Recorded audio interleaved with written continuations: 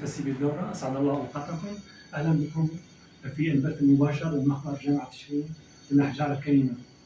الجلسة العملية اليوم راح تكون عن أدوات فحص الأحجار الكريمة. أول أداة هي عندنا المتجر المكبر. مثل ما احنا شايفين في عندي قاعدة بشكل قلب. طبعا في عندي من حيث الإضاءة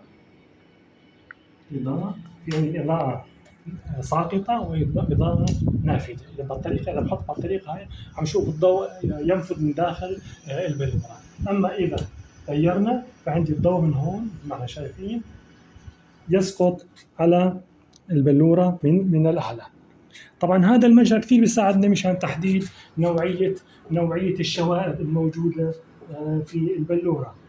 إذا فيها كسور فيها عيوب، بهالطريقة فينا نحدد نحن شو نوعية الشوائب ونوعية الكسور. مثل ما احنا شايفين، قرب شوي على الكاميرا حاول تشوف ضمنها. إذا ملاحظين في مجموعة من الشوائب البيضاء اللون، تقريبا واضحة الشوائب، بحاجة إلى تثبيت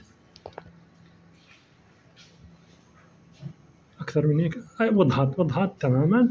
هلا راح نحاول عن طريق الضوء الساقط، راح نشوف السطح العلوي، راح كمان نحاول نجهز البلورة حتى نشوفها بشكل واضح. طبعا راح يختلف معنا كثير الوضع شوي، راح تصير عتم فينك تصورها. نحن حاليا عم نشوف الخدوش اللي على السطح العلوي فقط، واضحة تقريبا. هذه الخدوش طبعا هاي موجودة بهالشكل.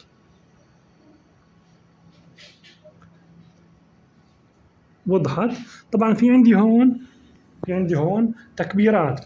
عندي مثلا تكبير من 1 2 3، هي على تكبير عندي ل6.5. طبعا نضربها، عندي تكبير هون العدسة 10، نضربها بهاي يعني مثلا إذا حطيت 6.5 عمليا عندي 650 مرة للتكبير.